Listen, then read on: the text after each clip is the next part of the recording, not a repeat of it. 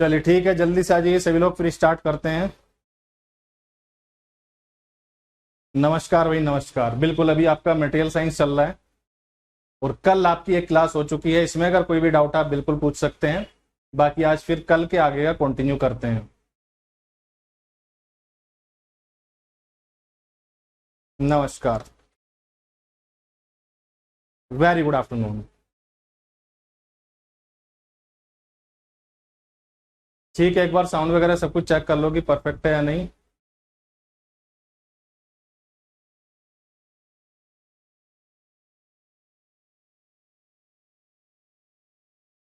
Good afternoon, very good afternoon.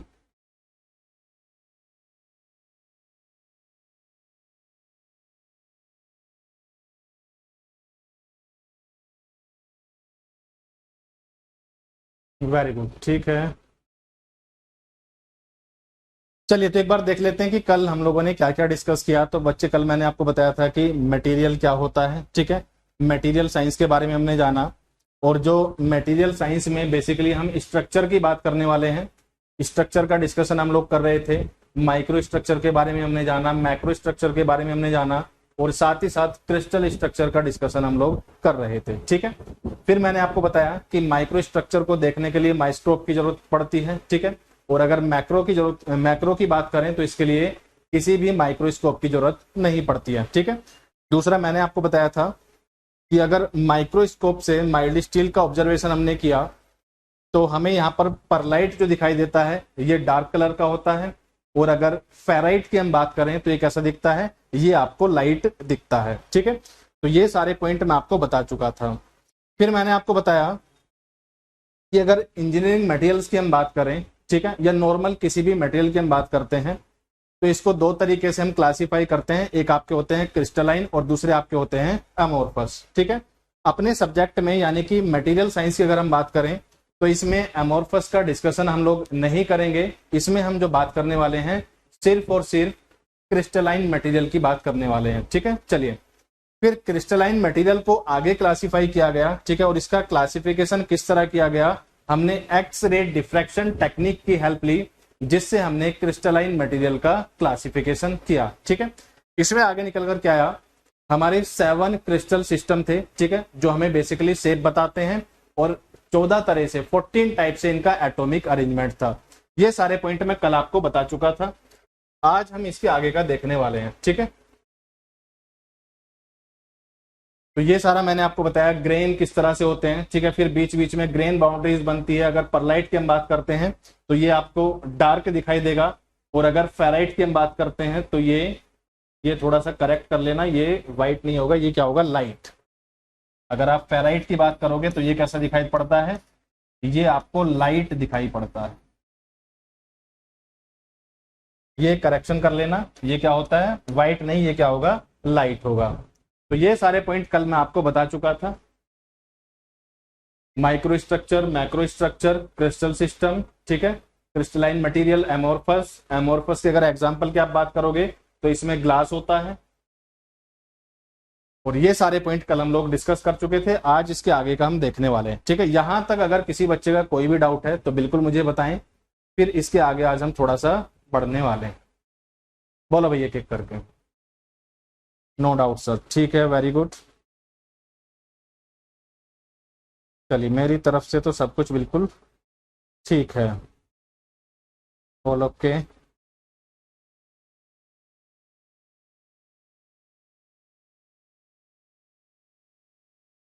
ठीक है बच्चे, वेरी गुड। चलिए फिर थोड़ा सा आगे चलते हैं। तो बच्चे, आज हम जो पढ़ेंगे, सबसे पहले मैं आपको बताऊंगा यूनिट सेल क्या होती है। और मैंने आपको एक छोटा सा इंट्रोडक्शन दिया था, ठीक है। और यहां पर हम डिटेल में बात करेंगे कि जो एटम्स का अरेंजमेंट होता है, ये एटम किसी भी मटेरियल में किस तरह से अरेंज होते हैं। देखिए, अगर आप सामने से देखोगे, ठीक है, तो आपको क्या दिखाई देगा, सिर्फ 2D की आप बात करोगे। लेकिन अगर किसी मटेरियल की बात करेंगे तो ये तो 3 डायमेंशनल होता है, ठीक है। इसकी एक्स साइड भी होती है, वाई भी होती है और जेड भी होता है, ठीक है। तो ये एटम्स का भी जो अरेंजमेंट होता है ये कैसा होता है, 3D टाइप का होता है, ठीक है। तो इसे समझने के लिए हम क्या करते हैं, एक छोटी सी यूनिट लेते हैं, ठीक है। मटेरियल को पूरा डिटेल में समझने के लिए, इसकी डेंसिटी के बारे में जानने के लिए, ठीक है। इसके स्ट्रक्चर के बारे में जानने के लिए एक इसका छोटा सा पार्ट हम लेते हैं जिसे हम क्या बोलते हैं, यूनिट सेल। ठीक है, चलिए तो आज हम जो स्टार्ट करने वाले हैं वो यूनिट सेल से स्टार्ट करेंगे और दूसरा क्रिस्टल लैटिस क्या होता है इसके बारे में जानेंगे और एक एक करके सारे पॉइंट हम यहाँ पर समझेंगे। ठीक है, चलिए देखिए बच्चे, अगर किसी भी मटेरियल की हम बात करेंगे तो मटेरियल आपका जो होगा, ठीक है, ये आपका 3D अरेंजमेंट होगा। अगर किसी मटेरियल की हम बात करते हैं तो ये क्या होता है, 3D अरेंजमेंट ऑफ एटम्स। अगर एक मटेरियल की हम बात करते हैं तो मटेरियल आपका क्या होता है, ये होता है 3D arrangement of atoms. 3D arrangement of atoms, 3D arrangement of atoms. ठीक है, जैसे कि मैंने आपको बताया था कि मटेरियल जो होता है ये एटम से मिलकर बना होता है। ठीक है, आपके आयरन के एटम हो सकते हैं, कार्बन के हो सकते हैं, या जिस भी एलिमेंट की हम बात कर रहे हैं उसके एटम से मिलकर एक मटेरियल बना होगा। ठीक है, और ये एटम जो आपके होते हैं इनका 3D अरेंजमेंट होता है, यानी कि एक्स डायरेक्शन में भी होगा, वाई डायरेक्शन में भी होगा, जेड डायरेक्शन में भी होगा। ठीक है, और अगर माइक्रोस्कोप से आप ले जाकर देखोगे तो ये आपको कुछ इस तरह से दिखाई देने वाला है। लेकिन क्योंकि हमें यहाँ पर स्ट्रक्चर के बारे में समझना है तो हमें पूरे मटेरियल की ऑब्जर्वेशन ना करके हम इसका एक छोटा सा पार्ट लेते हैं और उसी से ही सारी कैलकुलेशन करते हैं, जिससे स्ट्रक्चर के बारे में हमें डिटेल में इंफॉर्मेशन मिल जाती है। ठीक है, क्या किया, अगर किसी मटेरियल की हम बात करते हैं तो ये मटेरियल ऐसी इनफाइनाइट यूनिट से मिलकर बना होता है। ठीक है, क्या है, एक यूनिट सेल। जैसे मैं अगर इसकी बात करूं तो ये क्या है, एक यूनिट सेल आपको दिख रही है। अगर इसकी हम बात करेंगे तो इसे हम क्या बोलते हैं, इसको ही बोला जाता है यूनिट सेल। ठीक है, ये रेड कलर से एक बॉक्स मैंने जो दिखा दिया आपको, इसे हम क्या बोलते हैं, यूनिट सेल। तो किसी भी मटेरियल की जो सबसे छोटी यूनिट होती है उसको हम क्या बोलते हैं, यूनिट सेल। और यह यूनिट सेल भी किससे मिलकर बनी है, अगर इसके कॉर्नर की आप बात करोगे तो इसके कॉर्नर पर आप पाओगे कि इस तरह से यहाँ पर एटम्स रखे हुए हैं। ठीक है, ये सारे जो हैं, ये सारे इसके कॉर्नर पर क्या रखे हुए हैं, एटम्स रखे हुए हैं। तो किसी भी मटेरियल की जो सबसे छोटी यूनिट होती है उसे हम क्या बोलते हैं, यूनिट सेल। ठीक है, और एक मटेरियल ऐसी बहुत सारी यूनिट सेल से मिलकर बना होता है। ठीक है, तो इन सभी यूनिट सेल के अगर अरेंजमेंट की हम बात करें तो इसे ही हम क्या कहते हैं, इसे कहा जाता है क्रिस्टल लैटिस। एक सबसे छोटी यूनिट आपको जो दिखाई दे रही है इसे हम क्या बोल रहे हैं, इसे हम कह रहे हैं यूनिट सेल। और ऐसी ये सारी यूनिट सेल जो रखी हुई है इससे मिलकर क्या बनता है, इससे मिलकर बनता है क्रिस्टल लैटिस। डिफरेंस क्लियर है। ठीक है, जैसे आप घर बनाते हो, ठीक है, तो ईंटें जो आप रखते हो वो प्रॉपर इस तरह के मैनर में तो नहीं रखते हैं। ठीक है, लेकिन हम कह सकते हैं कि घर बनाने के लिए सबसे जो छोटी यूनिट है वो क्या है, एक ईंट है, एक ब्रिक है। आपको एक घर बनाना है और इसके लिए सबसे छोटी जो चीज क्या होगी, वो ईंटें होंगी। ठीक है, ब्रिक्स होंगी। तो इसी तरह एक मटेरियल जो मिलकर बना होता है इसके सबसे छोटी यूनिट की हम बात करते हैं तो इसे क्या कहते हैं, यूनिट सेल। ठीक है, और ऐसी इनफाइनाइट यूनिट सेल का अरेंजमेंट मिलकर क्या बनाता है, एक मटेरियल बनाता है। ठीक है, और यह यूनिट सेल क्या होती है, बेसिकली यह अरेंजमेंट ऑफ एटम्स होती है। ठीक है, जब आप देखोगे कि यूनिट सेल को इसके कॉर्नर पर क्या रखे हुए हैं, इस तरह से एटम्स रखे हुए होते हैं। ठीक है, क्लियर है ये पॉइंट। ठीक है, चलिए तो मैंने आपको बताया कि अगर हमें क्रिस्टल स्ट्रक्चर को समझना है, ठीक है, अगर हमें इस चैप्टर को समझना है तो हमें ये सारा पार्ट देखने की जरूरत नहीं है। हम सिंपल एक यूनिट सेल उठा लेते हैं। ठीक है, इसकी अच्छे से ऑब्जर्वेशन करते हैं, इसके कुछ कैलकुलेशन वाला पार्ट होता है उसे करते हैं, क्योंकि ये क्या होगा फिर आगे की तरफ रिपीट होता है। मान लिया किसी मटेरियल की हम बात कर रहे हैं और उसकी एक ये यूनिट सेल है, सेम तरह के यूनिट सेल इसके आगे रखी होगी, फिर इसके आगे सेम तरह की यूनिट सेल होगी, इसके आगे भी सेम तरह की यूनिट सेल रहने वाली है, इसके इधर इधर इधर हर तरफ सारे में इसके सेम रिपीटेशन होने वाला है। ठीक है, कहीं पर भी ये रिपीटेशन चेंज नहीं होगा। अगर एक यूनिट सेल इस तरह की आपको दिख रही है तो ऐसी यूनिट सेल इसके आगे इसके आगे इसके आगे सेम यूनिट सेल इस तरह से रखी हुई होती है। ठीक है, तो अगर किसी भी मटेरियल के सबसे स्मॉलेस्ट यूनिट की हम बात करते हैं तो इसको क्या बोलते हैं, इसी को ही यूनिट सेल कहा जाता है। ठीक है, और ऐसी इनफाइनाइट यूनिट सेल मिलके या ऐसी बहुत सारी यूनिट सेल मिलके किसी मटेरियल की क्या करती हैं, किसी मटेरियल को बनाती हैं। ठीक है, और इन्हीं तरह के यूनिट सेल के अगर अरेंजमेंट की हम बात करते हैं तो इसी को ही हम क्या कहते हैं, इसी को ही कहा जाता है क्रिस्टल लैटिस। ये एक यूनिट सेल यहाँ पर होगी, एक यूनिट सेल यहाँ पर होगी, एक यूनिट सेल आपको ये दिखाई दे रही है, ठीक है, और एक यूनिट सेल इसके पीछे दिखाई दे रही है। तो इन्हीं यूनिट सेल का अरेंजमेंट क्या कहलाता है? क्रिस्टल लैटिस कहलाता है, ठीक है। अगर अपने चैप्टर को समझने की हम बात करेंगे तो यहाँ पर हमें एक सिंपल यूनिट सेल को समझना है, ठीक है।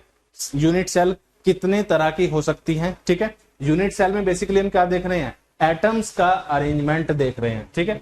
जैसे आपके सामने एक यूनिट सेल रखी हुई है, अगर इसकी हम बात करेंगे तो इसके कॉर्नर पर क्या रखे हुए हैं? इस तरह से एटम्स रखे हुए हैं, ठीक है। तो ये आपकी एक तरह की यूनिट सेल हो गई। फिर आप इसके शेप की अगर बात करोगे तो ये शेप आपको किस तरह की दिख रही है? ये शेप आपको क्यूब की तरह की दिख रही है, ठीक है। लेकिन क्यूब के अलावा भी बहुत सारी शेप हो सकती हैं, ठीक है। और जैसे कि मैंने आपको बताया कि अगर क्रिस्टल सिस्टम की हम बात करते हैं जिसमें शेप की हम बात करते हैं तो टोटल 7 तरह के क्रिस्टल सिस्टम हो सकते हैं, यानी कि 7 तरह की शेप हो सकती हैं। आपके सामने एक यूनिट सेल है, किसी एक मटेरियल का हमने स्ट्रक्चर देखा और इसका ऑब्जर्वेशन किया, एक यूनिट सेल हमें इसमें दिखाई दे रही है, ठीक है। ये यूनिट सेल जो है, अगर मैं सिंपली आपको इसको बताऊं, ठीक है, तो इसके हर एक कॉर्नर पर एक एक एटम रखा हुआ है, ठीक है। और दूसरा अगर इसकी शेप की आप बात करोगे तो क्यूब है, ठीक है। तो ये आपकी सिंपल क्यूबिक यूनिट सेल है। लेकिन सिर्फ ऐसा ही नहीं है कि सिंपल क्यूबिक यूनिट सेल भी होती है, ठीक है। इसके अलावा और बहुत सारे सिस्टम होते हैं और बहुत सारी यूनिट सेल होती हैं। जैसे मैं एक बार आपको दिखा देता हूं कि कितनी तरह की शेप होती हैं और कितनी तरह से एटम्स का अरेंजमेंट होता है, ठीक है। जैसे कि आप देखोगे यहाँ पर, ये एक तरह की यूनिट सेल हो गई, ये दूसरी तरह की है, ये तीसरी तरह की है, ठीक है। क्या डिफरेंस है उसकी हम बात करेंगे, ठीक है। शेप किस तरह की है उसकी भी हम बात करेंगे। फिर यहाँ पर ये आपकी एक अलग टाइप की यूनिट सेल हो गई, ठीक है। यहाँ पर अलग तरह की यूनिट सेल है, ये एक अलग तरह की यूनिट सेल है, ये एक अलग तरह की यूनिट सेल है, ये एक अलग तरह की यूनिट सेल है, ये एक अलग तरह की यूनिट सेल है, ठीक है। तो ये अलग तरह की यूनिट सेल मिलकर क्या बनाती हैं, ठीक है। इनके अगर 3D अरेंजमेंट की हम बात करते हैं तो इसी को ही हम क्या कह देते हैं? क्रिस्टल लैटिस कह देते हैं। तो यूनिट क्या है, ठीक है। यूनिट सेल की अगर हम बात करें तो यूनिट सेल क्या है? जो स्मॉलेस्ट यूनिट है, ठीक है। जैसे कि मैंने बताया कि घर को अगर बनाना है तो इसमें जो सबसे छोटी यूनिट क्या होती है? ईंट होती है, ठीक है। और इसी से मिलाकर हम घर बनाते हैं। इसी तरह एक मटेरियल जो बना होता है, इसमें सबसे स्मॉलेस्ट पार्ट की हम बात करते हैं तो ये आपकी यूनिट सेल होती है, ठीक है। यूनिट सेल के हर एक कॉर्नर पर एटम रखे होते हैं, या इनका जो एटॉमिक अरेंजमेंट होता है, इस तरह से अलग अलग प्रकार की यूनिट सेल हो सकती है, ठीक है। तो देखिएगा यूनिट सेल क्या है? The smallest repeating unit of the crystal lattice is the unit cell, the building block of a crystal, ठीक है। जिससे मिलकर पूरा क्रिस्टल लैटिस बनता है वो क्या होती है? यूनिट सेल होती है, ठीक है। The unit cell which are all identical are defined in such a way that they will fill space without overlapping, ठीक है। ओवरलैप नहीं करती है, इनका रिपीटेशन होता है, जैसे कि मैंने आपको अभी दिखाया। अगर आप इस डायग्राम की बात करोगे तो यहां पर आप क्लियरली देख सकते हो, तो ये ओवरलैप नहीं कर रही है, ठीक है। क्या है? इनका 3D अरेंजमेंट है और एक परफेक्ट अरेंजमेंट है। एक यूनिट सेल यहां पर रखी हुई है, एक इसके पीछे रखी हुई है, एक इसके पीछे रखी हुई है, एक इसके पीछे रखी हुई है। इस तरह से इनका बिल्कुल परफेक्ट अरेंजमेंट होता है, ठीक है। और इसी की हम बात कर रहे थे क्रिस्टलाइन मटेरियल में, कि जहां पर एटम जो रखे होते हैं वो परफेक्टली, ठीक है, एक परफेक्ट मैनर में रखे होते हैं, ठीक है, एक पीरियोडिक मैनर में रखे होते हैं। इसी को ही हम क्या कहते हैं? क्रिस्टलाइन मटेरियल कहते हैं, ठीक है। और मैंने आपको बताया कि जब एक्सरे डिफ्रैक्शन टेक्निक की गई तो इससे हमें क्या मिला? इससे हमें क्रिस्टलाइन मटेरियल का क्लासिफिकेशन मिला और हमने पाया कि 7 तरह की शेप होती हैं और टोटल 14 टाइप से क्या होता है? एटॉमिक अरेंजमेंट होता है। जैसे कि आप देखोगे, ये भी क्या है? एक एटम रखा हुआ है, एक एटम यहां इस कॉर्नर पर रखा हुआ है, एक इस पर रखा हुआ है, और सेम पैटर्न रिपीट कर रहा है। अगर आप इस डायग्राम की बात करोगे तो आप यहां पर देखोगे कि सेम पैटर्न रिपीट कर रहा है, ठीक है। तो ये बेसिकली हमें क्या बता रहा है? एटम्स के अरेंजमेंट के बारे में बता रहा है। तो ऐसा नहीं होगा कि इसी तरह की अरेंजमेंट होगा, और अलग अलग प्रकार के अरेंजमेंट हो सकते हैं, ठीक है। आज हम उन सब की ही बात करने वाले, ठीक है। आज हम बात करेंगे टोटल 7 तरह की जो शेप मैं आपको बता रहा हूं, ये टोटल 7 जो शेप होती हैं, ये कौन कौन सी होती है। और दूसरा हम यहां पर बात करने वाले हैं जो एटम्स का अरेंजमेंट होता है, जो एटॉमिक अरेंजमेंट होता है, वो किस तरह से हो सकता है। आज ये सारा डिस्कशन हम लोग करने वाले। बोलो भाई, यहां तक अगर कोई कंफ्यूजन है तो बिल्कुल मुझे बताइएगा, फिर हम बढ़ेंगे अपने नेक्स्ट पॉइंट की तरफ।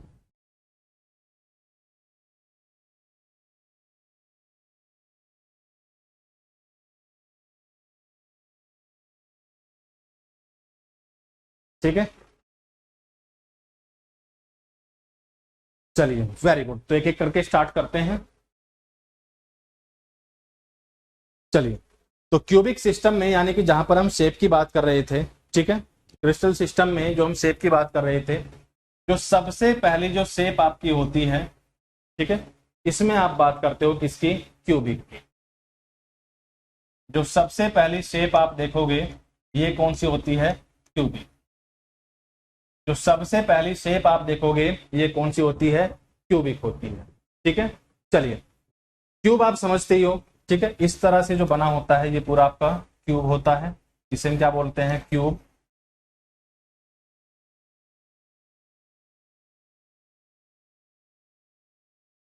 ठीक है, और यहां पर जो क्यूब की साइड्स होती हैं इसे हम क्या कहते हैं? Lattice parameter. इस क्यूब की जो साइड है ये साइड आपको दिख रही है, ठीक है, और जैसे कि हम जानते हैं क्यूब में तीनों ही साइड क्या होती हैं? इक्वल होती हैं। ठीक है, सभी लोग जानते हैं क्यूब के बारे में, सभी ने पढ़ा है क्यूब के बारे में। और यहां पर आप देखोगे कि जो क्यूब होता है, क्यूब की सभी साइड क्या होती हैं? इक्वल होती हैं। ठीक है, ये भी साइड अगर मैं कहूं ए, ये भी साइड अगर मैं कहूं ए, और ये भी साइड क्या होगी? ए होगी। ठीक है, तो इस क्यूब की जो साइड है, और जब क्रिस्टल स्ट्रक्चर की हम बात करते हैं तो इन्हें क्या कहा जाता है? Lattice parameter. ठीक है, तो अगर मैं यहां पर बात करूं ए कोमा ए कोमा ए, क्योंकि सभी साइडें क्या है? इक्वल हैं, तो ये क्या होता है? इसी को ही हम क्या कहते हैं? Lattice parameter. इसी को ही कहा जाता है लैटिस पैरामीटर। ठीक है, या अगर मैं इन्हें ए ना कहकर क्या कहूं? अगर मैं इनको ए ना बोलकर मैं इसको ए कहता हूं, इसे मैं अगर बी कहता हूं, इसे मैं अगर सी कहता हूं, ठीक है, तो A equal to B equal to C, ये किस में होता है? ये आपका क्यूबिक सिस्टम में होने वाला है। यही क्वेश्चन आपका एग्जाम में सेम पूछा जाता है। ठीक है, तो सबसे पहले जो शेप की हम बात कर रहे हैं, जब हमने एक्सरे डिफ्रैक्शन टेक्निक की और उसके बाद हमने जो क्रिस्टलाइन मटेरियल थे इनका ऑब्जर्वेशन किया, तो हमने पाया जो सबसे पहली शेप हमें दिखाई देती है, ठीक है, जो सबसे पहली शेप ऑब्जर्व की जाती है, ये आपकी कौन सी होती है? ये आपकी होती है क्यूबिक। ठीक है, क्यूब के बारे में सभी जानते हैं कि जिसकी तीनों साइडें बराबर होती हैं, यानी कि A equal to B equal to C होता है। और यहां पर इस क्यूब की जो साइड है, ठीक है, इन्हें जब हम क्रिस्टल स्ट्रक्चर की बात करते हैं, मटेरियल साइंस की बात करते हैं, तो इन्हें साइड ना बोलकर हम क्या बोलते हैं? लैटिस पैरामीटर बोलते हैं। ठीक है, और अगर क्यूबिक सिस्टम की बात करेंगे तो ये तीनों ही क्या होते हैं? बराबर होते हैं। बोलो भाई, ये पॉइंट क्लियर हुआ? फिर इसके बाद हम बात करेंगे यहां पर एंगल्स की। ठीक है, चलिए, मैंने कहा यहां पर इसके जो एंगल है, ये एंगल मैंने कहा अल्फा हो गया, इस एंगल को मैंने कहा बीटा एंगल हो गया। ठीक है, और इस एंगल को मैंने कहा, मान लिया ये गामा एंगल हो गया। ठीक है, इनकी साइडों के बीच के जो एंगल है मैंने कहा ये आपके अल्फा बीटा और गामा हो जाते हैं। ठीक है, और अल्फा बीटा गामा जो यहां पर होते हैं इन्हें हम क्या बोलते हैं? इन्हें कहा जाता है इंटर एक्सियल एंगल्स। ठीक है, यहां पर जो अल्फा बीटा और गामा जो होते हैं इन्हें हम क्या कहते हैं? इन्हें कहा जाता है इंटर एक्सियल एंगल्स। इसकी जो साइड्स हैं इन्हें हम क्या कहते हैं? लैटिस पैरामीटर कहते हैं। इसके जो एंगल होते हैं अल्फा बीटा गामा, इन्हें हम क्या कहते हैं? इंटर एक्सियल एंगल्स कहते हैं। ठीक है, और अभी हम सबसे पहले बात कर रहे हैं क्यूबिक सिस्टम की, तो तीनों ही साइडें इसकी बराबर हैं। साथ ही साथ अगर एंगल की हम बात करेंगे तो हर एक बच्चा जानता है कि क्यूब के जो साइडों के बीच का एंगल होता है ये क्या होता है? 90 डिग्री का एंगल होता है। ठीक है, अगर मैं गामा की बात करूंगा ये भी 90 होगा, अल्फा की बात करूंगा ये भी 90 होगा, बीटा की बात करूंगा ये भी 90 होगा। तो alpha equal to beta is equal to gamma, ये सारे एंगल क्या होते हैं? 90 डिग्री होते हैं। सबसे पहले शेप की हम बात कर रहे हैं, तो ये आपका क्या हो गया? क्यूबिक। अगर एंगल की बात करेंगे तो हर एक एंगल इक्वल होगा, alpha equal to beta equal to gamma रहेगा, सभी एंगल 90 डिग्री होंगे। और अगर इसकी साइड्स की बात करते हैं, अगर इसके लैटिस पैरामीटर की बात करते हैं, तो ये तीनों ही क्या रहने वाले हैं? इक्वल रहने वाले हैं, यानी कि A equal to B equal to C. ठीक है, तो ये तो सिंपल क्या होगी? Shape cubic. ठीक है, क्यूबिक के बारे में यानी कि जो इसकी ज्योमेट्री होगी, ज्योमेट्री से जो निकल कर आया, हमने जाना इसकी जो साइड्स के बीच में है क्या रिलेशन है, ठीक है, एंगल के बीच में क्या रिलेशन है। और ये पार्ट मोस्ट इंपॉर्टेंट है, क्योंकि एग्जाम में सीधा क्वेश्चन आपसे पूछा जाने वाला है कि अगर क्यूबिक सिस्टम है, अगर क्यूबिक सिस्टम है, ठीक है, क्यूबिक हमें क्या बता रहा है? बेसिकली इसकी शेप के बारे में बता रहा है। तो क्यूबिक सिस्टम है इसमें साइड्स के बीच में क्या रिलेशन रहने वाला है और एंगल के बीच में क्या रिलेशन रहने वाला है। ठीक है, चलिए, तो एक मैंने आपको बताया कि हम यहां पर शेप के बारे में देखने वाले हैं। दूसरा मैंने आपको बताया एटॉमिक अरेंजमेंट के बारे में, एटम्स किस तरह से अरेंज्ड हैं। ठीक है, इस मटेरियल में जिसकी एक यूनिट सेल है, ठीक है, ये क्या है, एक यूनिट सेल है। ये अगर इसकी हम बात करें तो ये क्या है, स्मॉलेस्ट यूनिट है, इसी मटेरियल की स्मॉलेस्ट यूनिट है, यानी कि ये क्या है, बेसिकली एक यूनिट सेल है। ठीक है, और यूनिट सेल को देखने के बाद हम फिर देखते हैं कि यहां पर एटम्स का अरेंजमेंट कैसा है, एटॉमिक अरेंजमेंट कैसा है। ठीक है, चलिए, तो क्यूबिक जो शेप है इसे फिर से हम एटम्स के अरेंजमेंट के अकॉर्डिंग तीन तरह से तोड़ लेते हैं। कैसे, एक आपका होता है सिंपल क्यूबिक। ठीक है, सिंपल क्यूबिक क्या है, जब आप सिंपल क्यूबिक देखोगे तो इसके हर एक कॉर्नर पर इस तरह से एटम्स रखे हुए हैं। ठीक है, ये तीनों फिगर जो आपको दिखाई दे रहे हैं, अगर इन तीनों फिगर्स की हम बात करेंगे तो ये हमें बेसिकली बताते हैं एटॉमिक अरेंजमेंट, यानी कि एटम्स के अरेंजमेंट के बारे में, एटॉमिक अरेंजमेंट के बारे में, यानी कि एटम्स किस तरह से अरेंज्ड है। भाई हमने शेप तो जान ली, शेप कैसी है, क्यूबिक है, लेकिन अब इस शेप के अंदर एटम्स का अरेंजमेंट कैसा है, एटॉमिक अरेंजमेंट कैसा है। ठीक है, ये डायग्राम हमें उसके बारे में बताते हैं। ठीक है, तो इसमें सबसे पहला डायग्राम जो आप देखोगे, ठीक है, इसमें आप पाओगे किसके हर एक कॉर्नर पर एटम रखे हुए हैं। ठीक है, ये एक एटम है, ठीक है, ये एक एटम यहां पर रखा हुआ है, ये दूसरा एटम यहां पर रखा हुआ है, तीन एटम यहां पर रखा हुआ है, ये मैंने कहा फोर्थ, ये मैंने कहा फिफ्थ, ये मैंने कहा सिक्स्थ, ये मैंने कहा सेवंथ और ये मैंने कहा एट्थ। ठीक है, तो इस यूनिट सेल के 8 कॉर्नर है। ठीक है, और हर एक कॉर्नर पर एक एक एटम रखा हुआ है। ये बेसिकली क्या है, ये बेसिकली एटम्स रखे हुए हैं। और तभी हम किसकी बात कर रहे हैं, तभी हम एटॉमिक अरेंजमेंट की बात कर रहे हैं, यानी कि इस यूनिट सेल के कोनों पर एटम्स किस तरह से अरेंज है, जिससे हम एटॉमिक अरेंजमेंट की बात कर रहे हैं। ठीक है, तो टोटल 8 कॉर्नर और हर एक कॉर्नर पर एक एक एटम रखा हुआ है। ठीक है, तो इस तरह की जो एटॉमिक अरेंजमेंट होता है इसे हम क्या कहते हैं, सिंपल, जहां पर 8 कॉर्नर, जितने कॉर्नर उतने एटम, जितने कॉर्नर उतने एटम, तो हमने कहा सिंपल।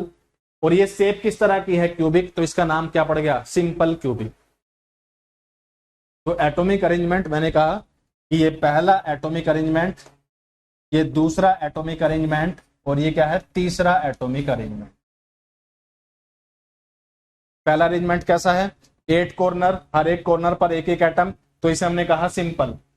दूसरा कैसा है, 8 कॉर्नर, हर एक कॉर्नर पर एक एक एटम, साथ में इसके बीच में ये जो आपको डब्बा दिखाई दे रहा है, ये जो बॉक्स दिखाई दे रहा है, इसके सेंटर पर भी एक एटम रखा हुआ है। जो सेकंड आप देखोगे, जिसे हम क्या कर रहे हैं, बॉडी सेंटर्ड क्यूबिक, शेप इसकी कैसी है, क्यूबिक है।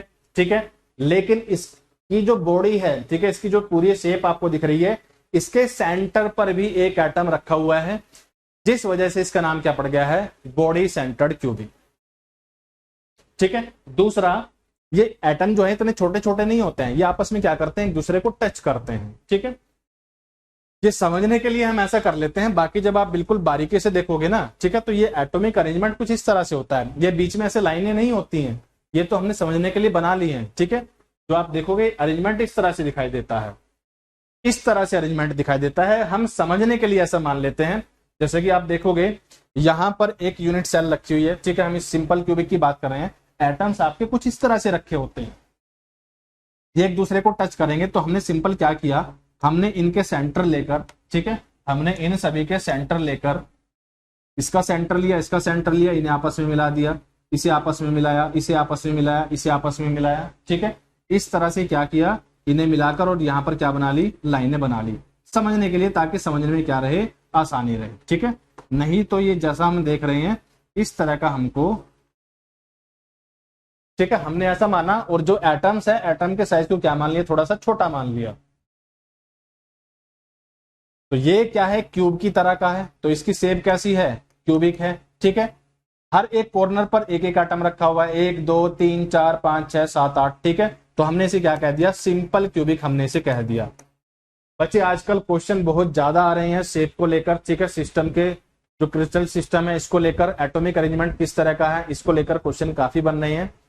ये चीज अगर आपको समझ में आ जाती है, ठीक है, तो इसके आगे जितनी भी हम चीजें पढ़ने वाले हैं, कुछ फॉर्मूले हम यहाँ पर देखेंगे, ठीक है, कुछ कैलकुलेशन हम यहाँ पर करेंगे, तो वो सभी चीजें आपके लिए आसान होने वाली, ठीक है, वो सभी चीजें आपके लिए बहुत आसान हो जाएंगी, ठीक है। तो दिमाग में पूरा चलाकर चलो कि टोटल इस तरह से एटम्स रखे हुए थे, ये एटॉमिक अरेंजमेंट था, ठीक है, हमने समझने के लिए इसे इस तरह से कन्वर्ट कर लिया। एक्चुअल में तो ये है, लेकिन हमने समझने के लिए इस तरह से देख लिया। एक्चुअल में ये है, लेकिन हमने समझने के लिए इसे इसमें कन्वर्ट कर लिया। एक्चुअल में ये है, लेकिन हमने इसे समझने के लिए इस तरह से कन्वर्ट कर लिया है, ठीक है। दूसरा हमने जाना बॉडी के सेंटर पर, ठीक है, इस बॉडी के सेंटर पर भी एक एटम रखा हुआ है, ठीक है, इसके बीचों बीच एक एटम रखा हुआ है, तो इसे हमने क्या कहा है, बॉडी सेंटर्ड, ठीक है। फिर हमने देखा कि जब हर एक फेस पर टोटल कितने फेस हैं, अगर इस यूनिट सेल की मैं बात करूं आपसे, तो इसके टोटल कितने फेस हो जाएंगे। एक फेस जो आपको सामने से दिख रहा है, एक फेस तो ये हो गया, एक फेस बच्चे आपको ये दिख रहा होगा सामने से, तो एक फेस तो इसका ये हो गया, ठीक है। फिर जब आप ध्यान से देखोगे तो एक फेस आपको ये साइड में ये दिख रहा होगा, ये फेस, एक फेस ये दिख रहा होगा, ठीक है। फिर जब आप अगला फेस देखोगे तो एक फेस आपको ये दिख रहा होगा ऊपर से, ठीक है। अगला देखोगे तो एक फेस मैंने कहा ये आपको पीछे वाला दिख रहा होगा, ये पीछे वाला दिख रहा होगा, ठीक है। एक और देखोगे तो एक आपको ये साइड वाला दिख रहा होगा, ठीक है। और एक कौन सा बचा, एक मैंने कहा कि एक आपको ये नीचे वाला दिख रहा होगा, ठीक है। सिंपल क्या है, अगर मैं कोई बॉक्स उठाऊं और उसकी आपको ऑब्जर्वेशन कराऊं, मान लिया यही बॉक्स मेरे पास है, ठीक है, इस तरह से इसे एक क्यूब एज्यूम कर लो कि ये क्यूब है, ये सिंपल आपके सामने क्यूब है, ठीक है। तो इसका एक फेस आपको ये दिख रहा है सामने से, ठीक है।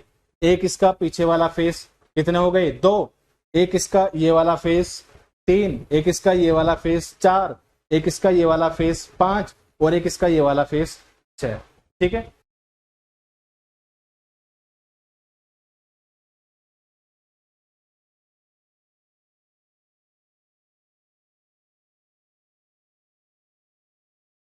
अगर किसी भी क्यूबिक सिस्टम की हम बात करते हैं तो टोटल इसके 6 फेस हैं और हर एक फेस पर एटम रखा हुआ है, ठीक है। इसके टोटल 6 फेस हैं और हर एक फेस पर एटम रखा हुआ है, ठीक है। अब ये एटम आपको समझना है कि एटम किस तरह से रखा हुआ है। अगर आपको ये समझ में आ गया कि ये एटम किस तरह से रखा हुआ है तो आधी कहानी यहीं खत्म हो जानी है, ठीक है। तो बच्चे ये एटम क्या है, एटम एक सिंपल बॉल की तरह है, ऐसा समझो कि एक सिंपल स्फेरिकल बॉल है। एटम को आप ये एज्यूम करके चलो कि एक सिंपल स्फेरिकल बॉल है, ठीक है। अब ये बॉल इस तरह से समझो कि फेस को इस तरह से लेकर आओ कि ये बॉल 2 हिस्सों में कट जाए। फेस को आप इस तरह से एज्यूम करो कि बॉल को बीच में से 2 हिस्सों में काट दो, ठीक है। तो जैसे ही मैंने एक एटम फेस पर रखा तो इसका मतलब क्या है कि फेस ने इस बॉल को बीच में से काट दिया है, ठीक है। तो आधी बॉल तो इस क्यूब के अंदर है, लेकिन आधी बॉल क्या होगी, इसके बाहर होगी। समझ रहे हो ना मैं क्या कह रहा हूं। आपने एक सिंपल बॉल इसके फेस पर रख दी और ऐसा मानकर चलो ये प्लेन है, ठीक है, और सिंपल आपके पास एक बॉल थी और आपने क्या किया, बॉल को बीच में से काट दिया, फेस बीच में घुसा और फेस ने क्या किया, बॉल को 2 हिस्सों में काट दिया है, ठीक है। अब आधी बॉल तो चली गई है इसके अंदर और आधी बॉल कहां पर है, इसके बाहर है, ठीक है। तो इस तरह से टोटल 6 फेस और 6 बॉल हम रखेंगे, ठीक है। तो इसको हम क्या कहते हैं, face centred cubic unit cell. तो पहला अरेंजमेंट हमने देखा जिसे हम कह रहे हैं क्यूबिक सिस्टम। क्यूबिक सिस्टम हमें क्या बता रही है, बेसिकली शेप के बारे में बता रही है, ठीक है। और इसका जो एटॉमिक अरेंजमेंट है, जो एटम्स का अरेंजमेंट है, टोटल कितनी तरह से है, 3 तरह से है, ठीक है। एक को हमने कहा सिंपल क्यूबिक, यानी कि इसके हर एक कॉर्नर पर क्या क्या है, एक एक एटम रखे हुए हैं, ठीक है। टोटल 8 कॉर्नर, हर एक कॉर्नर पर एक एटम, ठीक है।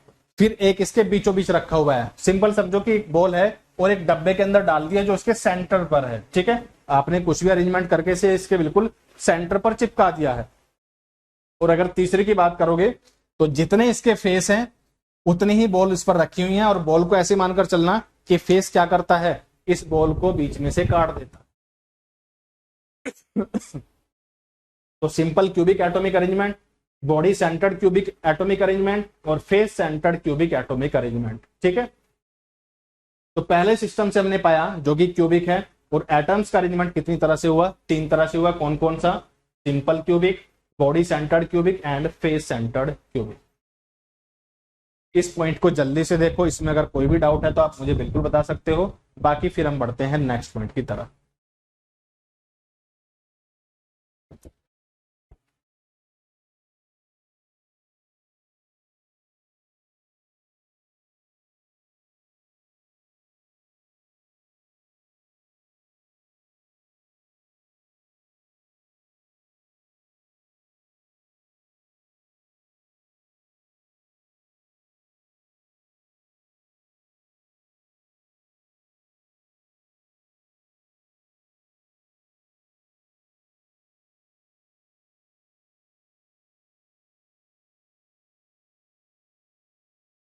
क्लियर हुआ?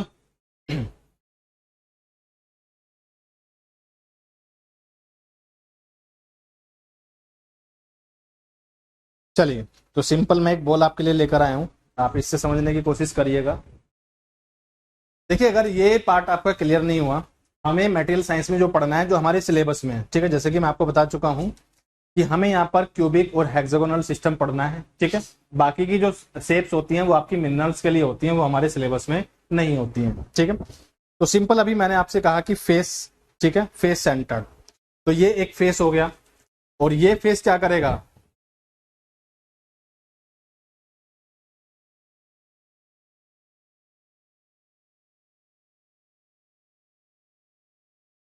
एक पतला सा पेपर लेकर मैं आपको समझाता हूं इस चीज के लिए।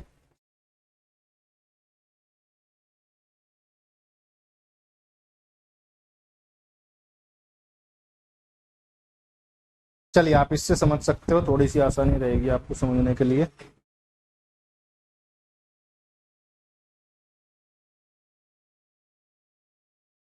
चलिए, ये समझना, ठीक है, ये एक सिंपल फेस हो गया। ठीक है, अब ये फेस क्या करेगा? इस बॉल को 2 हिस्सों में कट कर देगा। तो जब हम कैलकुलेशन करते हैं, हम ये मानकर चलते हैं कि आधी जो बॉल होगी वो आधी बॉल इस डब्बे के अंदर चली जाती है। ठीक है, जैसे कि मैंने आपको इस डायग्राम में दिखाया, आधी बॉल जो होगी इस डब्बे के अंदर चली जाएगी, और आधी क्या रहेगी? आधी इसके बाहर निकली रहेगी। ठीक है, तो जब कैलकुलेशन हम करेंगे तो जो हिस्सा इसके अंदर होगा सिर्फ उसी को ही हम काउंट करते हैं, जो इसके बाहर होता है उसको काउंट नहीं करते हैं। ठीक है, लेकिन जब आप बॉडी सेंटर्ड क्यूबिक की बात करते हो तो इसका मतलब क्या है? मान लीजिए ये बॉल है, ये पूरी की पूरी बॉल इसके सेंटर पर रखी हुई है, तो जब हम कैलकुलेशन करते हैं तो इस पूरी बॉल को काउंट करते हैं। ठीक है, तो कैलकुलेशन वाला जो पार्ट होता है, हमें वहां पर अच्छे से इस चीज को ऑब्जर्व करना होता है कि एटम जो है, इस एटम का कितना पार्ट, कितना हिस्सा इस यूनिट सेल के अंदर है और कितना हिस्सा इसके बाहर है। ठीक है, सिंपल सबसे पहली शेप हमने जो देखी, ये आपकी क्या था? क्यूबिक सिस्टम था। क्यूबिक सिस्टम के बारे में मैंने आपको बताया कि तीनों जो साइड्स होती हैं ये आपकी बराबर रहने वाली हैं, यानी कि A equal to B equal to C रहने वाला है। साथ ही साथ अगर एंगल की हम बात करते हैं तो हर एक एंगल बराबर रहने वाला है, यानी कि alpha equal to beta equal to gamma 90 रहने वाला है। ठीक है, और इनके एटम्स के अरेंजमेंट की हम बात करें, एटॉमिक अरेंजमेंट की हम बात कर रहे हैं, तो 3 तरह से इनका एटॉमिक अरेंजमेंट होता है। कैसे? सिंपल क्यूबिक, यानी कि इसके हर एक कॉर्नर पर हम एटम मानकर चल रहे हैं। ठीक है, बॉडी सेंटर्ड क्यूबिक, यानी कि इसके सेंटर पर, इसके बीचों बीच एक एटम रखा हुआ है। ठीक है, और तीसरा अगर हम बात करेंगे तो इसके फेस पर, ठीक है, जैसे कि मैंने आपको फेस बताया, हर एक फेस पर एक एटम रखा हुआ है। ये सारी चीजें आपको नोटिस करनी है। अमन सर, इस कोर्स RRB JEE हो जाएगा? ठीक है अमन, अगर आप बात करोगे, जो ये कोर्स है ये आपका बहुत ज्यादा डेप्थ में है, बहुत ज्यादा डिटेल में है। ठीक है, और RRB JEE की बात करोगे तो RRB JEE इतना डेप्थ डिटेल में नहीं जाता है। तो सर बैच का ड्यूरेशन एक्सटेंड करा दीजिए प्लीज। सौरभ, अगर ड्यूरेशन की बात करोगे तो मैं एक बार इन्फॉर्म कर दूंगा, बाकी इस चीज में वो कुछ नहीं कर सकते हैं। ठीक है, क्योंकि ये सारा टेक्निकल टीम करती है, वो पहले से ही जो एक बार सेटिंग डाल देते हैं उसके अकॉर्डिंग चलता है, वो उसमें कुछ नहीं कर सकते हैं फिर बीच में। बाकी मैं एक बार इन्फॉर्म कर दूंगा, अगर कुछ कर पाए तो इसके लिए बात करते हैं। दूसरा बच्चे, RRB JEE में, ठीक है, और यहां पर जो है ये चीजें बहुत ज्यादा डिटेल में है, अगर आपने ये पढ़ लिया तो आरआरबी जेई में आपको कोई भी प्रॉब्लम नहीं आने वाली है। आरआरबी जेई का जो सिलेबस है वो इससे कम ही है, ठीक है। अगर एसएससी जेई के सिलेबस की आप बात करोगे, मैं एक बार आपको सिलेबस का पूरा समझा देता हूं कि सिलेबस से क्या होता है। देखिएगा, इस चीज को समझने की कोशिश करिएगा।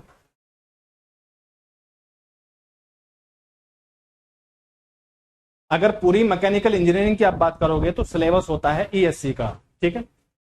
आपका इंजीनियरिंग सर्विसेज अगर आपने सुना होगा तो ये ईएससी का सिलेबस है।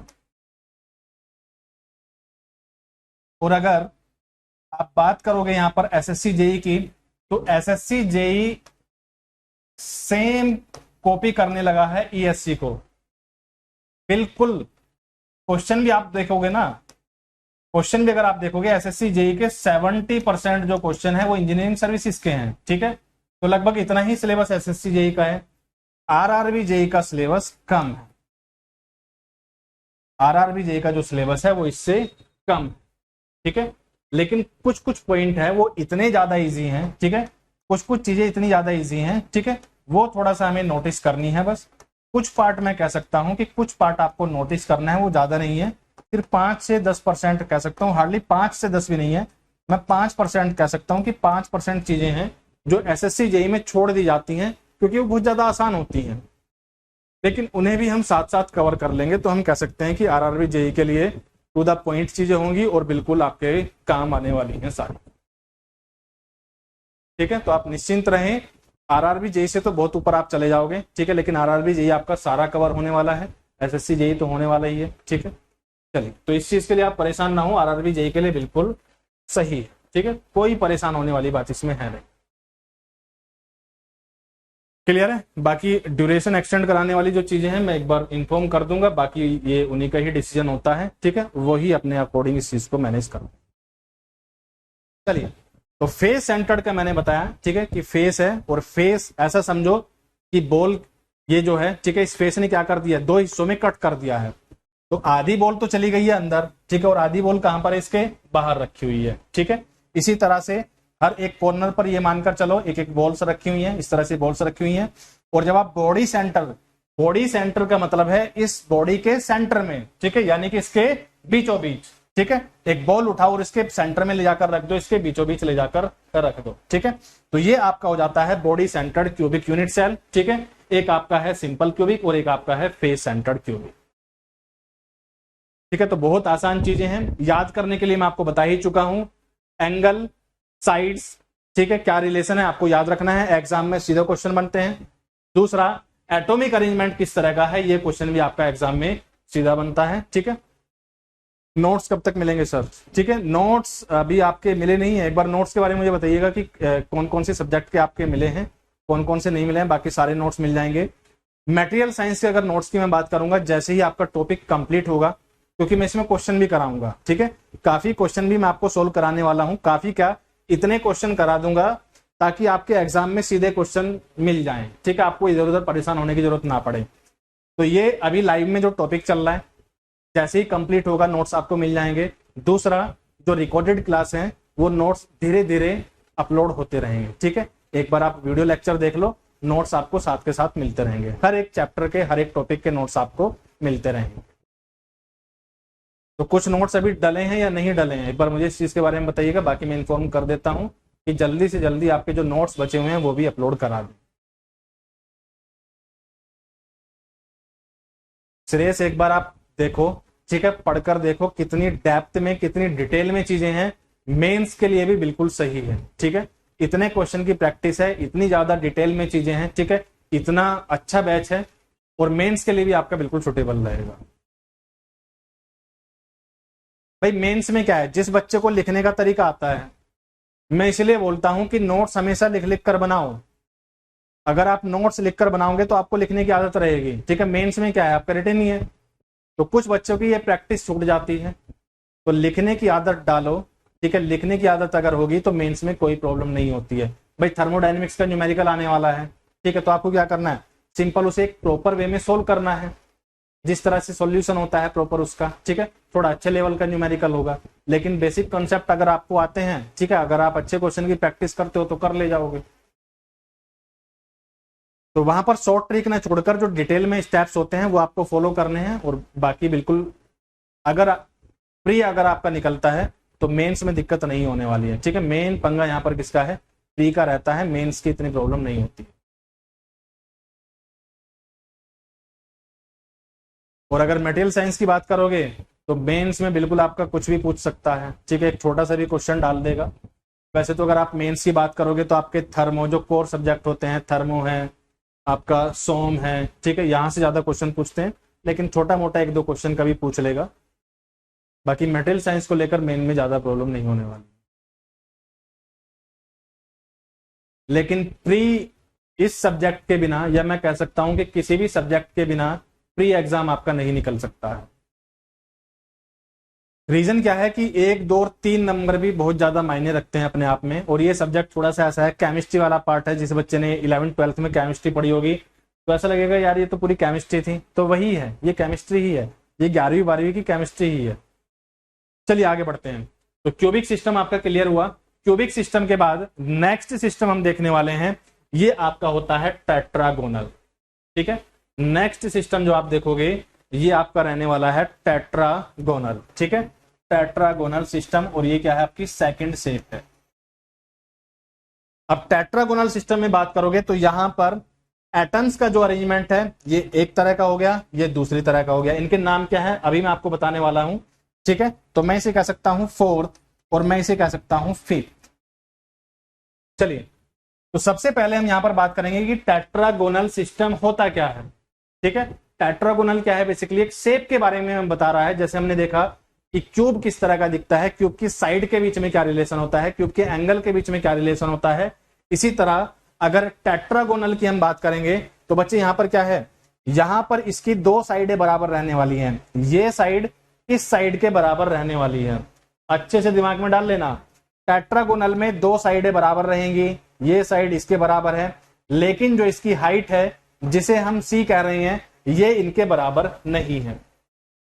तो टेट्रागोनल में क्या हुआ, इसकी दो साइडें तो बराबर रहती हैं। ठीक है, दोनों क्या है, ए बी के बराबर है। ठीक है, अगर मैं इसे ए कहूं इसे बी कहूं तो ये दोनों क्या है, आपस में बराबर हैं। ठीक है, साथ ही साथ अगर एंगल की बात करोगे तो इसका हर एक एंगल आपको कितना दिखाई देने वाला है, इसका हर एक एंगल आपको 90 डिग्री का दिखाई देने वाला है। मोस्ट इंपोर्टेंट इंफॉर्मेशन है, आजकल यहां से क्वेश्चन बिल्कुल आपके बनने लगे हैं। ठीक है, बहुत ज्यादा इंपॉर्टेंट इंफॉर्मेशन है। टेट्रागोनल सिस्टम की हम बात कर रहे हैं, जो सेकंड शेप में हम देख रहे हैं, और हमने पाया कि इसकी दो साइडें तो आपस में बराबर होती हैं, तीसरी बराबर नहीं होती है। और तीनों एंगल की हम बात करते हैं तो तीनों ही एंगल क्या होते हैं, 90 डिग्री होते हैं। अगर डिफरेंस की हम बात करें, क्यूबिक सिस्टम में हमने क्या देखा कि वहां पर तीनों साइडें बराबर थी, तीनों एंगल बराबर थे, और एंगल कितने थे, 90 डिग्री थे। ठीक है, यहां पर एंगल तो तीनों 90 डिग्री हैं, लेकिन साइड यहां पर दोनों बराबर हैं, दो ही बराबर हैं, तीसरी बराबर नहीं है, यानी कि हाइट क्या है इसकी, अलग है। तो ये तो इसकी शेप की कहानी हो गई। फिर आती है सर एटॉमिक अरेंजमेंट के बारे में क्या बात कर सकते हैं। ठीक है सर, एटॉमिक अरेंजमेंट के बारे में क्या कहानी रहेगी, एटॉमिक अरेंजमेंट के बारे में क्या कहानी रहेगी, यानी कि इसके जो एटम्स होंगे वो किस तरह से अरेंज होंगे, इसकी क्या कहानी चलने वाली है। ठीक है, तो सिंपल 8 कॉर्नर पर 8 एटम, तो इसे हम क्या बोलते हैं, सिंपल। भाई 8 कॉर्नर हैं, हर एक कॉर्नर पर एक एटम रखा हुआ है, तो इसे हम क्या बोलते हैं, सिंपल। शेप कैसी है, टेट्रागोनल, तो इसका नाम क्या पड़ गया, सिंपल टेट्रागोनल। ठीक है, इसका नाम क्या पड़ गया, अगर इसके नाम की हम बात करेंगे तो इसे हम बोल सकते हैं कैपिटल एस टी। क्या हो गया, simple, simple tetragonal, simple tetragonal. ठीक है, शेप कैसी है, टेट्रागोनल, 8 कॉर्नर 8 एटम, क्या कहते हैं, सिंपल, नाम क्या पड़ गया, सिंपल टेट्रागोनल। ठीक है, दूसरा बात करोगे तो हमने देखा यार इसके तो बॉडी के सेंटर पर, ठीक है, जो ये पूरा यूनिट सेल है, ठीक है, ये भी क्या है, यूनिट सेल है। अगर इसकी हम बात करेंगे ये भी क्या है, यूनिट सेल है। ठीक है, स्मॉलेस्ट यूनिट है, स्मॉलेस्ट यूनिट है।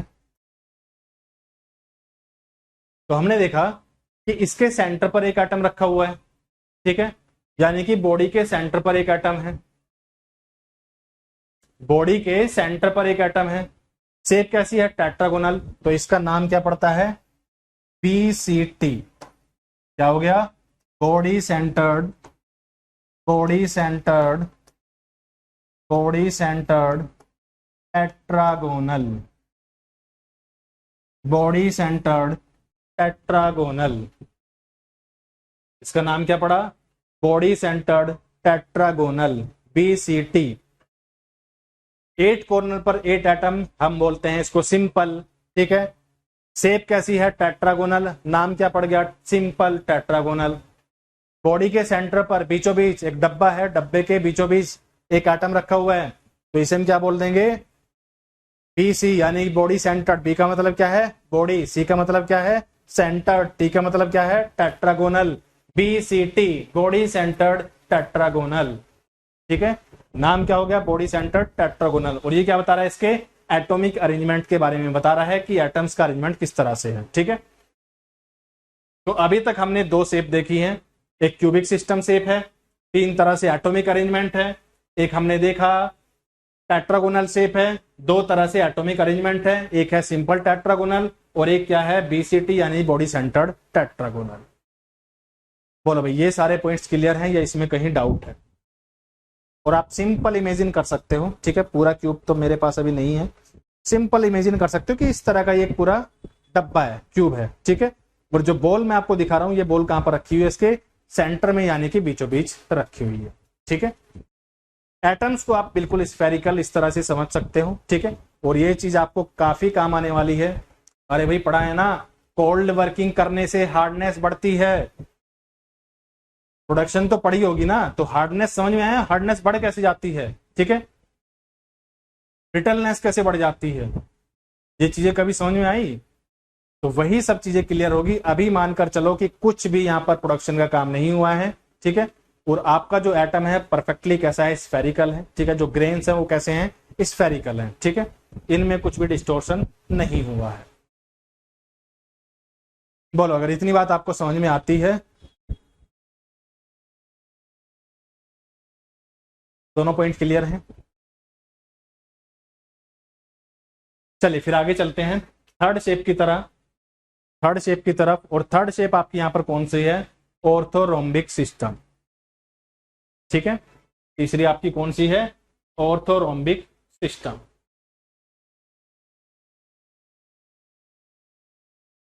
ऑर्थोरोम्बिक सिस्टम में भी, ठीक है, ये भी आपको कैसे दिख रहा है, इसकी शेप आप देखोगे तो एंगल जब आप ऑब्जर्व करोगे तो हर एक एंगल कितना है, 90 डिग्री का है। लेकिन साइड कैसी हैं, तीनों ही डिफरेंट हैं, तीनों ही अलग हैं। A not equal to B not equal to C। ठीक है, और ये क्या बता रहा है, इसका एटॉमिक अरेंजमेंट। तो पहले हमने देखे 3, फिर हमने देखे 4, 5, अब हम बात करेंगे ये आपका 6, ये आपका 7, ये आपका 8 और ये आपका 9। ठीक है, ये क्या है, एटॉमिक अरेंजमेंट। चलिए अब देखिएगा, जो पहला है, पहले का नाम क्या है, अरे 8 कॉर्नर 8 एटम, तो इसे हम बोल देते हैं SO फॉर ऑर्थोरैम्बिक। ठीक है, तो इसका नाम पड़ जाता है S यानी कि सिंपल, S यानी कि सिंपल, और O मतलब ऑर्थोरोम्बिक, O मतलब ऑर्थोरोम्बिक। ठीक है, तो मैं एक बार शॉर्ट फॉर्म यहां लिख देता हूं और फिर जो पूरा नाम है वो अलग लिख देता हूं। ठीक है, अगर 7वें की आप बात करोगे तो इसे हम बोलते हैं एंड सेंटर्ड ऑर्थोरोम्बिक। ठीक है, इसको कहा जाता है ECO। अगर 8th की आप बात करोगे तो इसे हम बोलते हैं बॉडी सेंटर्ड ऑर्थोरोम्बिक, PCO। ठीक है, और 9th की अगर बात करोगे तो इसे हम बोलते हैं FCO यानी कि फेस सेंटर्ड ऑर्थोरोम्बिक। ठीक है,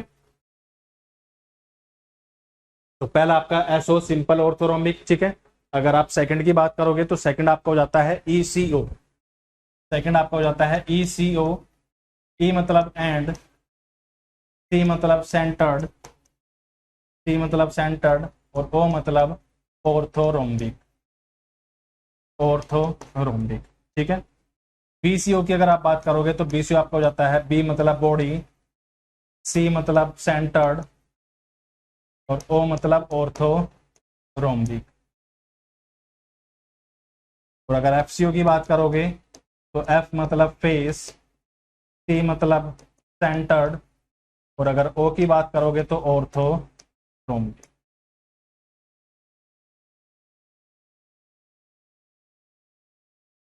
तो ये आपको इंफॉर्मेशन याद रखनी है, साइड के बीच में क्या रिलेशन है, एंगल के बीच में क्या रिलेशन है, ये इंफॉर्मेशन आपको काफी काम आने वाली है और पेपर के लिए आपको इसे बिल्कुल याद करके जाना है। क्लियर है? बोलो भाई, इतनी बात आपको समझ में आती है? चलिए फिर आगे चलते हैं इसमें फोर्थ की तरफ। फोर्थ आपका होता है रोम्बोहेड्रल। ठीक है, फोर्थ आपका होता है रोम्बोहेड्रल। चलिए, तो रोम्बोहेड्रल के लिए आपको याद रखना है, ठीक है। अगर लैटिस पैरामीटर की आप बात करोगे तो लैटिस पैरामीटर तीनों ही क्या है, बराबर है। लैटिस पैरामीटर क्या है, तीनों ही बराबर है, ठीक है। और ये रिलेशन आपको याद रखना है इंटर एक्सियल एंगल्स के लिए, इंटर एक्सियल एंगल्स के लिए, ठीक है। दोनों ही काफी इंपॉर्टेंट है। और तीसरा, अगर शेप की आप बात करोगे तो आपने देखा कि इसके 8 कॉर्नर हैं, ठीक है, टोटल 8 कॉर्नर हैं और हर एक कॉर्नर पर एक एटम रखा हुआ है। तो जब हर एक कॉर्नर पर एक एटम होता है तो इसे हम बोलते हैं सिंपल। नाम क्या है इसका, रोम्बोहेड्रल। तो इसका नाम क्या पड़ जाता है, सिंपल रोम्बोहेड्रल, ठीक है। इसका नाम है SH और इसे हम बोलेंगे सिंपल, सिंपल, और नाम इसका पड़ जाता है रोम्बोहेड्रल, सिंपल रोम्बोहेड्रल, ठीक है। और ये आपका कौन सा हो जाता है, इससे पहले हमने पहले में 3 देखे, फिर हमने 2 देखे, ठीक है, फिर हमने 4 देखे, तो 3 और 2 5 4 9, और ये आपकी हो जाता है 10वां एटॉमिक अरेंजमेंट।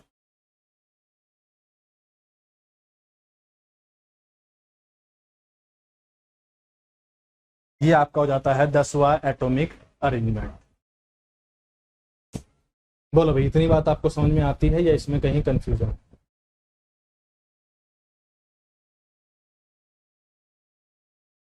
चलिए, क्लियर है, वेरी गुड। ठीक है, तो आज के लिए इतने ही रखते हैं और यहां तक ही देखते हैं, ठीक है। बाकी एक छोटा सा करेक्शन मैंने आपको कराया है पिछली क्लास में, एक छोटा सा करेक्शन था, ठीक है, ये याद रखिएगा कि परलाइट अगर डार्क है, ठीक है, ये कलर नहीं देखते हम यहाँ पर कि ये ब्लैक और व्हाइट है, ठीक है। फेराइट आपका जो होता है ये लाइट होता है, यानी कि हल्का होता है, ठीक है। ये गलती से मैंने यहाँ पर व्हाइट लिख दिया होगा तो ये लाइट कर लेना, बस एक छोटा सा करेक्शन था।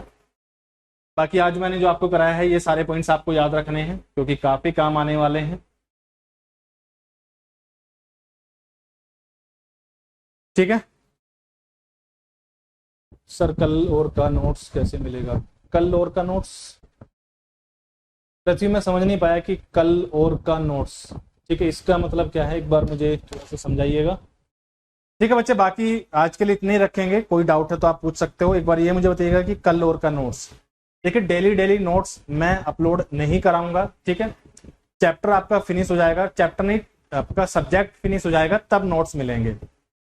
दूसरा, आपके जो सब्जेक्ट हैं जिनकी रिकॉर्डेड क्लास डल गई होगी, अगर आपको उसके नोट्स नहीं मिले हैं तो एक बार आप थोड़ा सा टाइम दीजिएगा, ठीक है। नोट्स उनके जल्दी ही अपलोड हो जाएंगे, तो उसमें परेशान होने वाली कोई ऐसी बात है नहीं, जल्दी ही आपको सारे नोट्स मिल जाएंगे।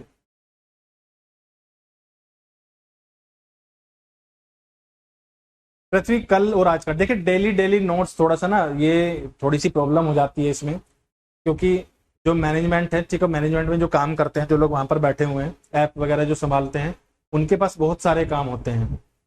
तो डेली नोट्स भेजेंगे, मैं आज नोट्स दूंगा भी ना तो वो 4 दिन बाद डाल पाएंगे उसको, तो उससे कोई बेनिफिट नहीं होता है। दूसरा क्या है कि छोटे छोटे मान लिया मटेरियल साइंस की 30 क्लास होने वाली हैं, 30 PDF आपके पास चली गई, अरे भैया उसे संभाल के कैसे रखोगे। और दूसरा, जब ऐप में नोट्स आपका जो फोल्डर होगा वो इतना बड़ा हो जाएगा, ऊपर से नीचे तक कुछ समझ में नहीं आता कि क्या चल रहा है। तो एक बार आपका पूरा जो सब्जेक्ट है वो फिनिश हो जाएगा, ठीक है। क्वेश्चन की प्रैक्टिस मैं करा दूंगा, जितने भी क्वेश्चन मुझे कराने हैं, ठीक है, 100 150 जो भी क्वेश्चन मैं आपको प्रैक्टिस कराऊंगा, तो थ्योरी प्लस क्वेश्चन मिलाकर तब मैं इकट्ठे नोट्स आपको दूंगा, ताकि आपको ज्यादा परेशानी उसमें ना हो, ठीक है। तो डेली डेली के नोट्स वो थोड़ा सा प्रॉब्लम क्रिएट करते हैं। ठीक है। तो सब्जेक्ट आपका कंप्लीट होगा, क्वेश्चन आपके जितने भी प्रैक्टिस करने हैं ये सारा काम हो जाएगा, इसके बाद आपको नोट्स मिल जाए, थ्योरी कंप्लीट हो जाएगी। ठीक है, क्वेश्चन सारे डिस्कस हम लोग कर लेंगे, तब इकट्ठा करके तब मैं नोट्स आपको दूँ। चलिए फिर आज के लिए इतना ही रखेंगे, और मेहनत करते रहो, रिवाइज करते रहो, टाइम कम है, ठीक है, टाइम बेकार नहीं करना है। जो पुराने सब्जेक्ट हैं, ठीक है, एक एक करके पूरा उठा लो, और सीरीज में चलना है। ठीक है, सीरीज में चलने से क्या मतलब है कि एक सब्जेक्ट के बाद एक सब्जेक्ट, जैसे आप अगर थर्मल सीरीज कवर करना चाहते हो तो सबसे पहले आप पढ़ोगे थर्मोडायनेमिक्स। ठीक है, इसके बारे में मैं थोड़ा सा आपको बता देता हूं कि अगर आप थर्मल सीरीज से कवर करना चाहते हैं तो पढ़ने का एक तरीका होता है, इस तरीके को आपको फॉलो करना है, उससे आपकी अंडरस्टैंडिंग पावर बढ़ेगी। ठीक है, तो पहला सब्जेक्ट आप उठाइएगा थर्मोडायनेमिक्स, अगर थर्मल सीरीज से आप चलना चाहते हैं। ठीक है, थर्मोडायनेमिक्स के बाद आप उठाइएगा हीट ट्रांसफर। ठीक है, फिर आप पढ़ सकते हो आइस इंजन, फिर आप पढ़ सकते हो आरएसी। ठीक है, या पावर प्लांट भी अगर आपको पढ़ना है, यहां पर आप थर्ड में पावर प्लांट भी डाल सकते हैं, फिर आप पढ़िएगा पावर प्लांट। तो ये आपकी पूरी थर्मल सीरीज हो गई। इधर अगर आप पढ़ना चाहते हो तो पहले पढ़ना आप मैकेनिक्स, ठीक है, फिर आप पढ़ना स्ट्रेंथ ऑफ मटेरियल, सॉन्ग। ठीक है, फिर आप इसमें मशीन डिजाइन पढ़ सकते हो, थ्योरी ऑफ मशीन पढ़ सकते हो, इस तरह से आपको पूरा चलना है। ठीक है, अगर आप प्रोडक्शन पढ़ना चाहते हो तो इससे प्रोडक्शन से पहले आप हमेशा मटेरियल साइंस पढ़ने की कोशिश करना, प्रोडक्शन पढ़ने से पहले हमेशा मटेरियल साइंस पढ़ने की कोशिश करना। तो मैं कहूंगा फर्स्ट ईयर सेकंड ईयर। ठीक है, मैकेनिक्स वाला फर्स्ट सेकंड थर्ड फोर्थ। तो एक पढ़ने का तरीका अगर सही होगा तो कुछ कुछ चीजें आपको परेशान नहीं करेंगी। ठीक है, और आपकी अंडरस्टैंडिंग पावर बढ़ती जाए। तो इस सीरीज में आपको पढ़ना है। चलिए, तो आज के लिए इतने रखते हैं और मुलाकात करते हैं फिर कल सेम टाइम पर। ठीक है, और कल क्या करेंगे, कुछ अच्छे क्वेश्चन जो आपके एग्जाम में पूछे जा चुके हैं, तो 15 से 20 क्वेश्चन का डिस्कशन करेंगे। वो आपके लिए टेस्ट की तरह होगा कि आप कितना पढ़ रहे हो, कितना चीजों को रिवाइज कर रहे हो। ठीक है, और दूसरा फिर आगे की थ्योरी कंटिन्यू करते हैं। चलिए फिर आज के लिए इतने रखते हैं, मिलते हैं फिर कल सेम टाइम पर।